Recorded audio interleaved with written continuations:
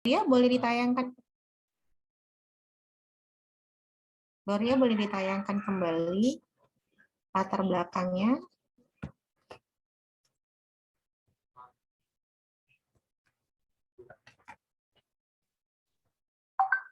Oke, baik ya. Jadi Bu nyambung lagi tadi ya dari Zoom yang sebelumnya.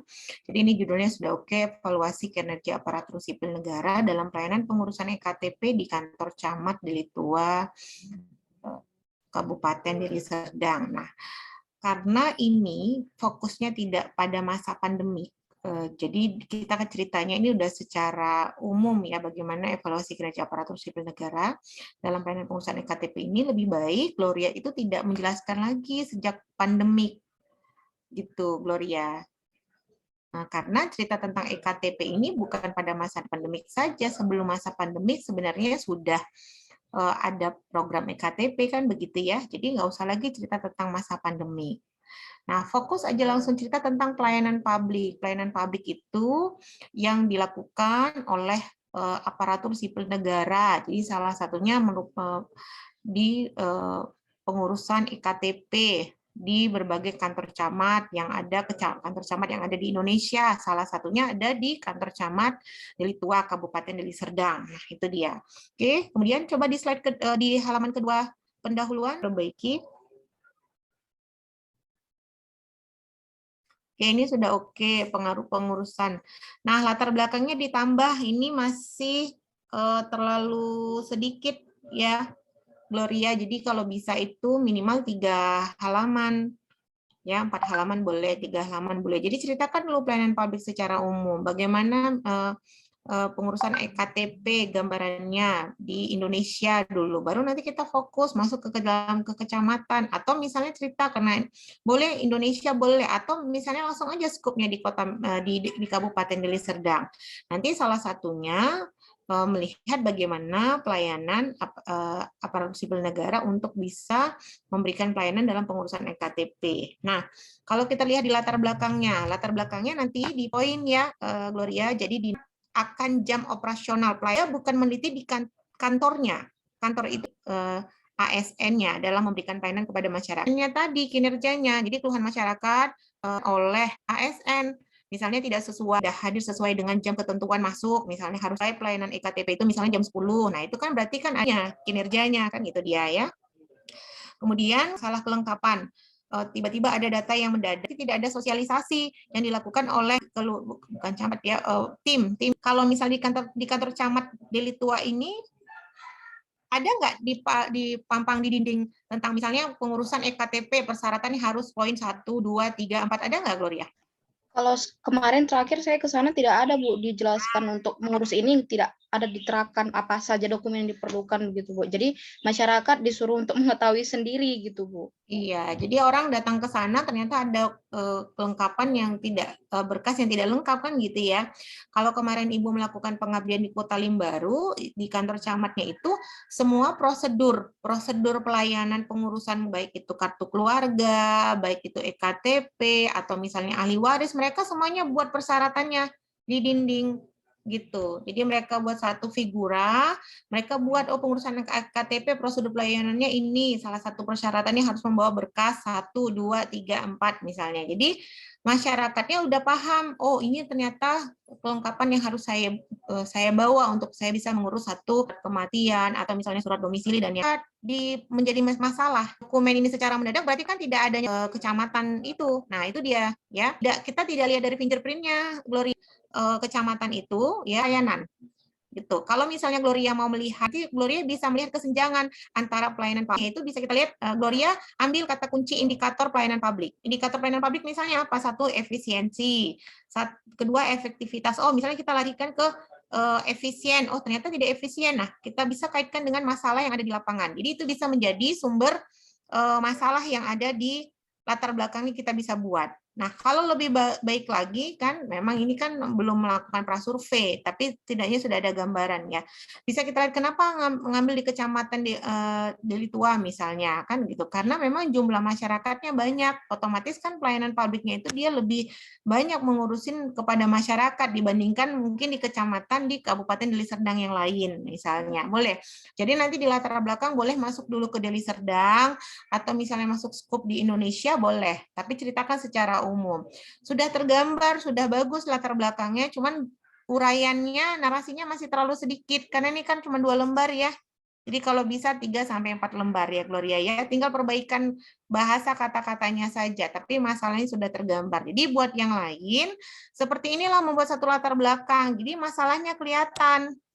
Gitu. Kenapa Gloria ngambil di kantor camat ini? Karena ini ada keluhan masyarakat, tidak disiplin, tidak ada sosialisasi, kemudian fasilitas sarana prasarananya tidak mendukung. Misalnya boleh nanti Gloria tambah, kalau mau cerita tentang masa pandemik boleh saja, misalnya tidak memberikan prasarana yang baik, misalnya tidak ada di situ penerapan protokol kesehatan dan sebagainya, itu bisa menjadi satu masalah fenomena yang sehingga ada rasa penasaran si peneliti untuk bisa akhirnya tertarik melakukan penelitian di lokasi penelitian yang sudah ditentukan. Nah, itu dia ya.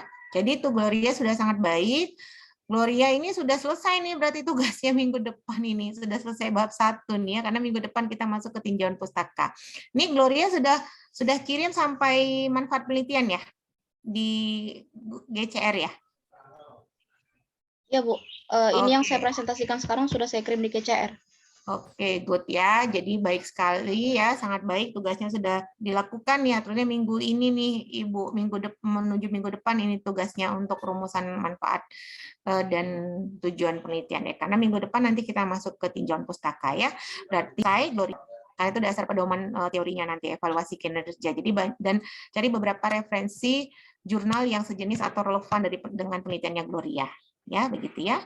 Oke, baik. Terima kasih banyak Gloria. Sangat baik sekali nih tugasnya ya. Bagus sekali. Ibu kasih apresiasi buat Gloria. Mudah-mudahan teman-teman yang lain bisa juga mengikuti nih jejak Gloria. Ya, baik. Kalau begitu, kira-kira siapa lagi yang mau bersedia untuk menayangkan latar belakangnya? Satu orang lagi. Silakan.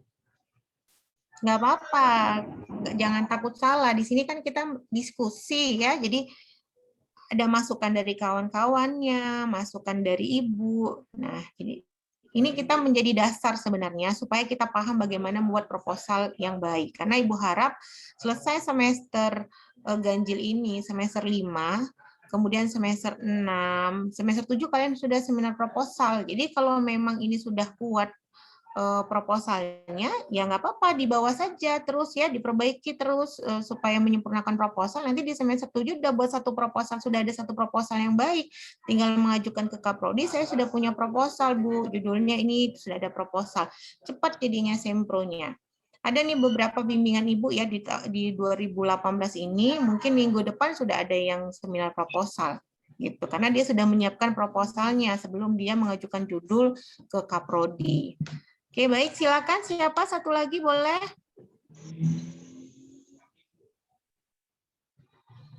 Siapa mau memaparkan tugasnya?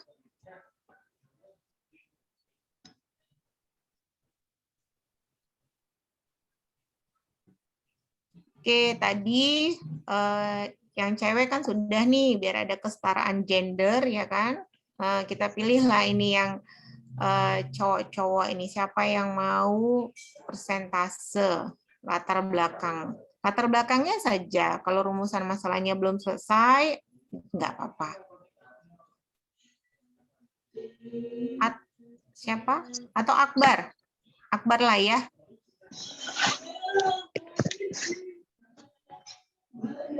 Akbar udah selesai? Coba Akbar saja deh. Silakan Akbar tayangkan judul dan rumusan masalahnya.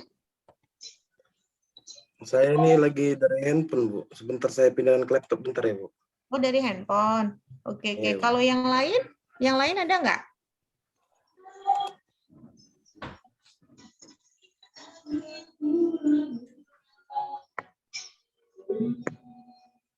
Siapa yang mau tayang? Arif Fahmi Nasution. Rif? Saya Bu. Nah, udah bangun, Rif? Udah Bu. Oh, udah.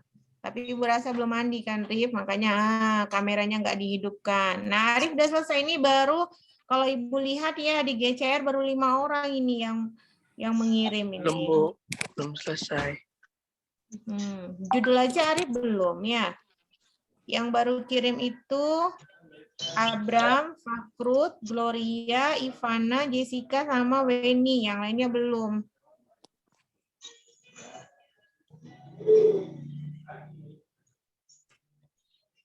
Oke, siapa lagi yang mau tayang? Silakan.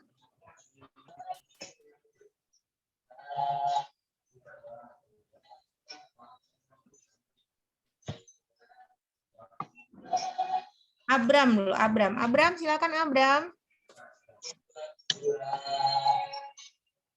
Abram. Dek, matikan dulu ya, Dek. Matikan dulu hotspotnya. Maaf Bu, saya sedang lagi di jalan Bu. Lagi di jalan. Oke, siapa lagi yang tayang? Nggak ada yang tayang nih berarti. Berarti Gloria jalan ya nilainya A ya. Yang lainnya nggak dapat nilai A ya, karena nggak tayang ya. Salah dan benar itu kan belakangan ya. Yang penting kita berani untuk bisa memaparkan karyanya yang sudah kita buat, karya kita.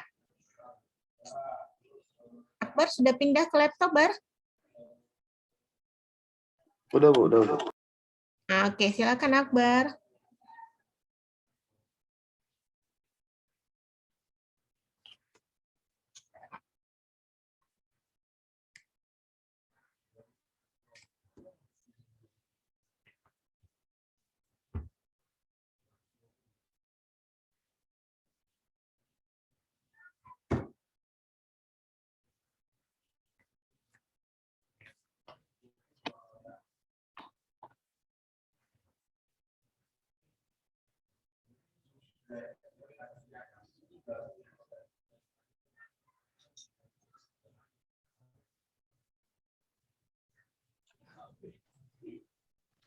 Jadi saya mengambil judul peranan kantor dinas sosial dalam pemberdayaan anak jalanan Kota Medan, Bu.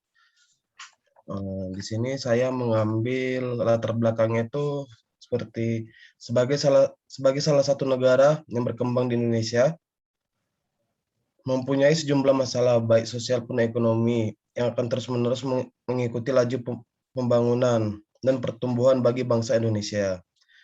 Masyarakat miskin, anak-anak, dan krisis ekonomi adalah awal berdasarkan timbulnya kasus yang sulit dipecahkan secara singkat. Salah satu fenomena sosial yang terjadi waktu ini yaitu keluarnya anak-anak jalanan. Akibatnya masyarakat memakai aneka macam cara buat memenuhi kebutuhan hidupnya, yaitu mengerahkan semua keluarganya, bahkan melibatkan anak-anaknya untuk mencari uang menggunakan cara meminta-minta dan ke jalan-jalan raya ataupun perempatan lampu merah.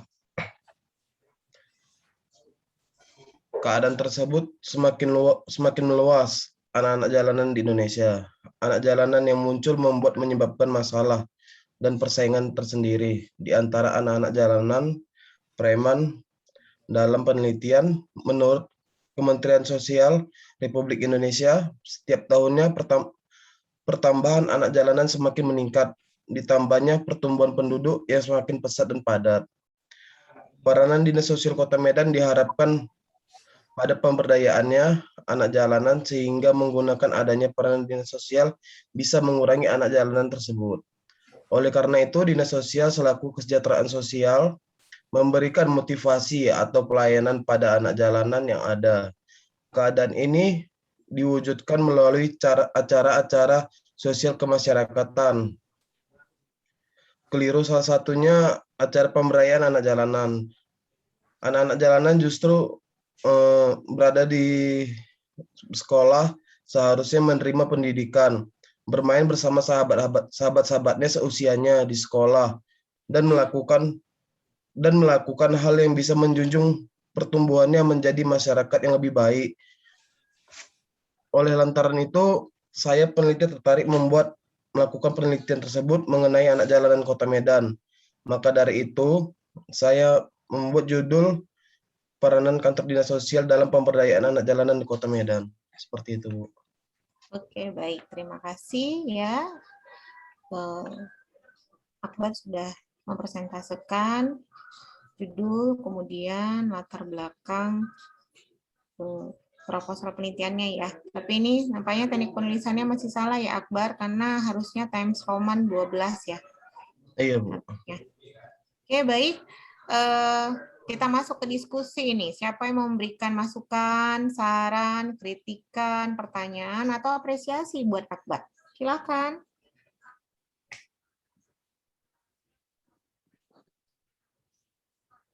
Ada? Atau misalnya Akbar ini kayaknya perlu ditambah ini, atau latar belakangnya terlalu sedikit, atau judulnya tidak pas, boleh. Iya, Bu. Nanti saya tambahkan, Bu. Saya juga belum mengumpul ya, Bu. Kenapa, Bar? Saya kumpul ke GCR juga, Bu, karena belum selesai, Bu. Belum selesai ya. Oke, Ya, nggak apa-apa. saya ragu. Ya, nggak apa-apa. Oke, silakan siapa?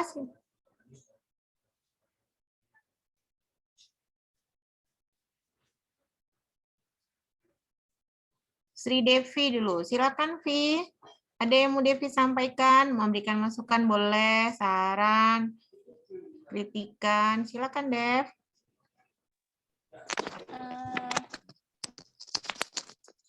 Kayak Ibu bilang sih ya, tapi saya pun komentar, Bu. Makalah saya pun belum ini sih sebetulnya, Bu, belum rampung. Nggak apa-apa. Bagian ini sih, Bu, tadi ya, Bu. Bagian seperti Bu bilang, jenis tulisannya sama ukurannya. Terus kayak penampilannya gitu, jadi susah di ini ya, Bu, karena rapat-rapat gitu, Bu. Karena kayak padat gitu, Bu, ya? bentuk ininya, spasinya gitu, Bu. Itu aja sih menurutku, Bu. Terus mungkin karena padat jadi susah dibaca, jadi kayak aku susah mengerti di bagian apa masalahnya gitu, Bu. Oke, baik ya. Jadi ini Devi melihat nih kalau seseorang bajunya nggak rapi, ya kan, terus kemudian rambutnya nggak rapi, ya kan, gadel dan sebagainya. Jadi Devi tuh nganggap nih orangnya ini pasti ini malas, nggak pinter, gitu dan sebagainya, gitu ya Pia. Nah sama lah ini yang punya Akbar kan gitu, tulisannya rapat-rapat Bu, nggak sesuai dengan ukurannya gitu, sehingga Devi tuh jadi nggak paham, bacanya jadi malas, gitu ya Pia. Jadi memang teknik penulisan itu juga merupakan hal yang menentukan keberhasilan satu penyusunan skripsi gitu. Apa-apa nih Akbar sudah Ibu kasih apresiasi ya, sudah mau bersedia menayangkan latar belakang yang disusun. Oke Akbar, ini langsung saja ya Ibu kasih masukan ya. Kita naik ke atas Bar, judul Bar. Nah, peranan kantor, bukan kantornya Bar yang dilihat. Kantor itu kan gedung Bar. Ya kan, bendanya nih. Yang mau kita lihat ini adalah yang kita melihat ini adalah instansinya. Jadi peranan dinas sosial dalam pemberdayaan anak jalanan di Kota Medan. Oke, tulisannya nanti harus diperbaiki ya, karena ini Ibu lihat campur-campur, ada Times Roman, ada Calibri, ya kan? Jadi diperbaiki di cover. Oke, kemudian kita masuk ke latar belakang. Oke. Jadi kita menggunakan bahasa. Jadi untuk menulis skripsi itu, salah satu bentuk keabsahan datanya, semua orang membaca tulisan dari peneliti, kita paham apa maksud si peneliti. Itu dia. Jadi tidak hanya peneliti saja yang memahami tulisannya, semua orang harus paham apa yang ditulis oleh peneliti, apa yang dimaksudkan oleh peneliti. Ya. Nah, kalau kita lihat nih di baris yang kelima ya, 1, 2, 3. Jadi Ibu nih harus diperbaiki nih ya, Bar. Coba dibaca. Bahasanya jadinya tidak ilmiah. Ibu rasa agak aneh. Jadi salah satu fenomena sosial yang terjadi waktu ini yaitu keluarnya anak-anak jalanan. Keluarnya apa Iya, yang Bu. keluarnya anak-anak jalanan kan begitu ya. Harusnya kan memang karena masalah sosial, kemudian banyak anak-anak yang putus sekolah, jadi dia menjadi anak-anak jalanan gitu, bukan keluarnya anak-anak jalanan. Jadi kayak sesuatu hal fenomena, tiba-tiba keluar nih, gitu kan? Nah itu ya, jadi harus diperbaiki bahasanya. Kemudian Akbar ke alinea yang di bawah lagi. Nah, Akbar ini Akbar kan masih sedikit nih ya. Akbar langsung cerita tentang peran dinas sosial. Jadi harus ceritakan dulu fenomena di Indonesia, anak jalanannya berapa jumlahnya. Kemudian boleh kita misalnya mengkutip satu buku atau misalnya mengkutip satu jurnal hasil dari penelitian jurnal ya, atau kita mengkutip misalnya dari salah satu media boleh. Jadi harus ada kutipannya di sini. Kutipannya dia kita kutip body note ya, bukan footnote. Nanti Ibu akan ajarkan apa itu body note, apa yang footnote gitu ya.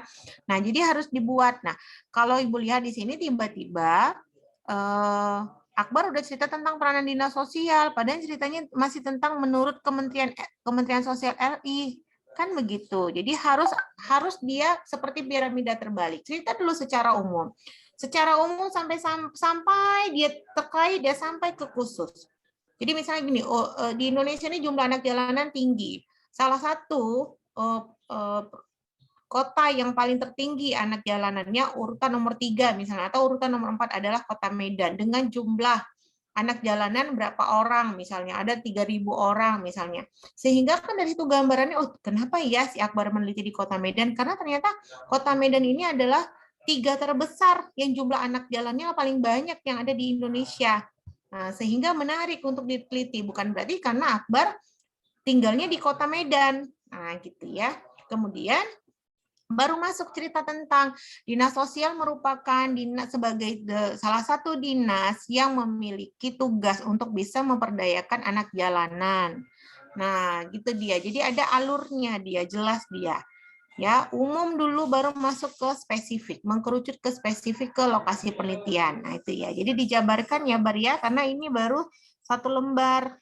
Kalau bisa ya 3 sampai 4 lembar lah. 3 lembar udah oke. Nah, misalnya nih, kayak Ibu bilang kutipan. Nah, anak jalanan dalam penelitian dalam penelitian. Kalau dalam penelitian mana? Jurnal mana dia?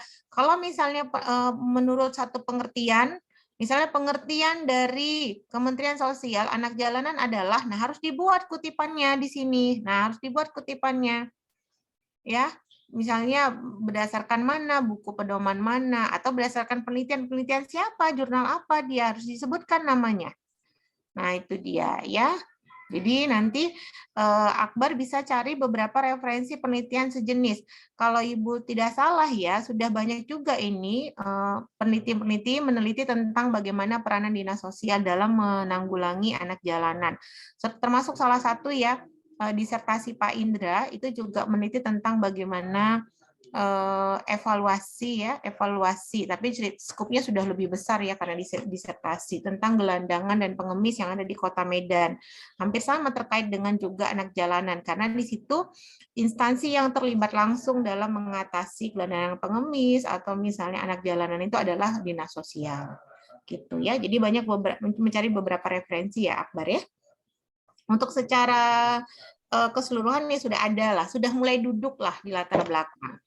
Tidak lari lah dia sesuai dengan judul, sudah mulai duduk. Jadi diperbaiki saja. Ya, ditambah lagi dengan banyak membaca beberapa referensi jurnal yang relevan. Itu ya, Bar ya? Ya, Bu. Baik. Terima kasih ya, Bu. Ya, baik. Terima kasih banyak juga buat Akbar ya sudah menyediakan, sudah mau bersedia untuk bisa menayangkan tugasnya latar belakang masalah. Baik, sampai di sini ada lagi yang mau menayangkan tugasnya? Ibu rasa karena belum banyak ini ya yang kumpul tugas ya. Masih 6 sampai 7 orang. Ibu tunggu sampai jam 12 ya. Jam 12.30 tugasnya di GCR. Kalau bisa jangan terlambat, karena nanti kalau Ibu rekapitulasi, penilaian di akhir itu menjadi pertimbangan siapa yang tepat waktu, siapa yang terlambat mengirimkan tugas. Dan bahkan ada juga yang belum mengumpulkan tugas ya. Gitu. Jadi udah nggak cerita tentang kalau kelompok kan nggak kelihatan tuh. Misalnya kelompok A, Gloria dan tim. Kelompok B, Sri Devi dan tim. Nggak kelihatan, Ibu nggak terlalu tahu siapa yang kerja dan enggak, kan begitu ya. Walaupun kalian mungkin ada ngerasa, oh jengkel nih temennya satu nggak mau kerja, satu yang kerja aja terus, yang satu nggak cuek, tapi nilainya dapatnya sama. Ini tidak, ini udah cerita tentang tugas masing-masing individu. Ya, di akhir nanti Ibu cek. Jangan ada copy paste ya. Kadang-kadang Ibu bisa curiga kalau bahasanya terlalu ilmiah, bagus sekali. Itu berarti bisa jadi copy paste juga itu. Gitu ya. Jadi gunakanlah bahasa sendiri. Jadi nanti lama-lama kalau kita melatih, kita menulis, lama-lama kita bisa menggunakan bahasa ilmiah yang baik dan tepat. Nah, gitu ya. Oke, itu saja mungkin hari ini ya. Mudah-mudahan bermanfaat buat kita semua.